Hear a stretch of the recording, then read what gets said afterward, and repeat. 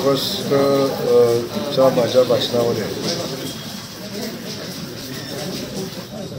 माझं सोलापूर स्वच्छ सोलापूर, माझं सोलापूर सुंदर सोलापूर आणि हे अभियान आपण हातामध्ये घेतलं आणि 1 वर्षाचं हे अभियान आहे आणि या अभियानाच्या अनुषंगानं स्वच्छ आणि सुंदर सोलापूर करण्याच्या दृष्टीनं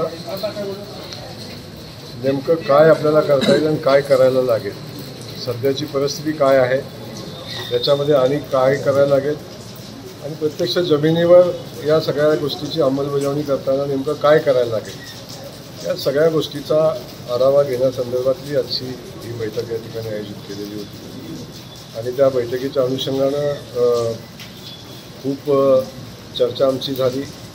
लोकप्रतिनिधी सोबत होते, आमचे सगळे बापू आहेत, कोठे साहेब आहेत, आयुक्त होते आणि आम्ही होतो.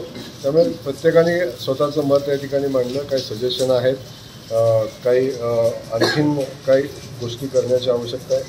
आता या सगळ्या गोष्टी डिस्क्लोज करायचा आज विषय नाही आहे, पण या संदर्भात पूर्वतयारी म्हणून आपण आज या ठिकाणी बैठक घेतलेली आहे. महापालिकेनं काय प्रेझेंटेशन तयार केलेलं होतं, त्या प्रेझेंटेशनवर आम्ही काही तितकंसं अजून समाधानी नाही. त्याच्यामध्ये आणखीन महापालिकेनं काय केलं पाहिजे या संदर्भात आज आमची चर्चा झाली, त्याच्या सूचना दिलेल्या आहेत आणि 8 दिवसांनी आम्ही पुन्हा बसायचा निर्णय घेतलेला आहे की जे आम्हाला अपेक्षित आहे त्या अनुषंगाने एक प्लॅन तयार करून तो प्लॅन एक्झिक्यूट करण्यासाठी नेमकं काय यंत्रणा लागतील, कशा पद्धतीने पुढे जायचं याचा विचार निर्णय आजच्या बैठकीत झाला. नाही, अधिकचे कुठलेही कार्यक्रम उद्याच्या दौऱ्यामध्ये नाही, कारण मुख्यमंत्री महोदय खास त्या म्हाडाच्या कार्यक्रमासाठी येणार आहे. घराच्या चावीचा प्रदान करण्याचा कार्यक्रम आहे आणि बापूंनी एक लोगोचा अनावरण ठेवलेलं आहे. एवढंच कार्यक्रम आहे. याच्यापेक्षा अधिकचा कार्यक्रम कोल्हापूरमध्ये आहे. कोल्हापूरमध्ये उद्या हायकोर्टच्या खंडपीठाचा शुभारंभ उद्या होतोय आणि त्या अनुषंगानं मुख्यमंत्र्यांना त्या मुख्य कार्यक्रमांसाठी जायचं. त्यामुळे जाताना 1 तासाचा वेळ मुख्यमंत्री मोदयांनी सोलापूरसाठी दिलेला आहे आणि तो कार्यक्रम उद्या होईल. आपण प्रत्यक्ष बघा. लोकांच्या घरामध्ये पाणी गेलं. 3 दिवस हे बघ्याची भूमिका घेत होते. आता या संदर्भात नेमकं कोण दोषी आहे या संदर्भात आपण माहिती घेऊ आणि दोषी असतील त्यांना त्याचं कारणही विचारलं जाईल. आज संबंधितांच्यावर कारवाई केली. स्मार्ट सिटीच्या माध्यमातून शहरातले अनेक रस्ते झाले, पण एनकॅपच्या माध्यमातून पुन्हा त्या रस्त्यावर रस्ता करायचा घाट घाततोय महापालिका. नाही, आपल्याला माहिती आहे रस्ते झालेले आहेत. स्मार्ट सिटीमध्ये खूप कामं झालेली आहेत. त्या कामाचं गुणवत्ता या बाबतीत एक वेगळा निकष राहील, परंतु जी झालेली कामं आहेत त्या कामांची निगा राखणं, त्याचा मेंटेनन्स करणं हे सगळ्यात महत्त्वाचं. तो याच्या बैठकीचा विषय होता. त्याच्यावरही आम्ही चर्चा केलेली आहे आणि खूप साऱ्या सूचना आदरणीय बापूंनी दिलेल्या आहेत, आदरणीय कोठे साहेबांनी दिलेल्या आहेत, आयुक्तांनी काय याच्यावर अभ्यास केलेला आहे आणि अनुषंगानं आम्ही सगळ्या गोष्टीचा विचार करून आम्ही भविष्याचा प्लॅन तयार करतोय. माझी विनंती आपल्याला राहील, थोडा वेळ आम्हाला द्या. नक्की स्वच्छ सोलापूर आणि सुंदर सोलापूर विषयावर चर्चा झाली नाही. मला त्या संदर्भात माहिती घ्यायची आहे.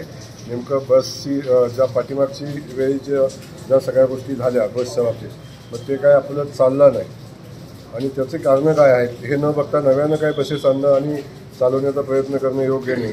त्याचं यशस्वी न होण्यामागचं कारण आधी बघायला लागेल आणि मग त्याचा विचार करा. तुम्ही पाण्याच्या अतिरिक्त पाण्याच्या विषयावर तुम्ही काही चर्चा केली नाही? पालिका प्रशासन यकृत तलावामधून येणाऱ्या अतिरिक्त पाण्याच्या विषयावर काही चर्चा केली नाही? बिलकुल चर्चाचा विषय त्याच्या अगोदर माझी आयुक्तांची चर्चा झाली होती. तो आजच्या मीटिंगचा विषय नव्हता.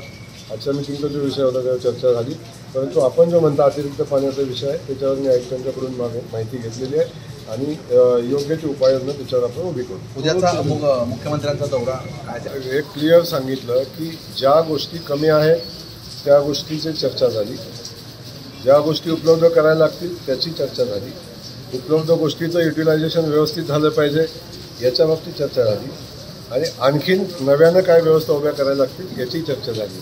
निधी हा फॅक्टर नाही, त्याची काळजी पत्रकार म्हणून आपण अजिबात करू नका. ज्या निधी लागतील घंटागाडी लागेल, अन्य ज्या काही व्यवस्था उभ्या करायला लागतील तर सगळ्या व्यवस्था उभ्या राहतील. पण शहर सुंदर झालं पाहिजे आणि शहर स्वच्छ झालं पाहिजे. असेल प्रत्यक्ष पण दिसेल. आता काही गोष्टी आपल्याला अगोदर अनुमान बांधायची सवय आहे.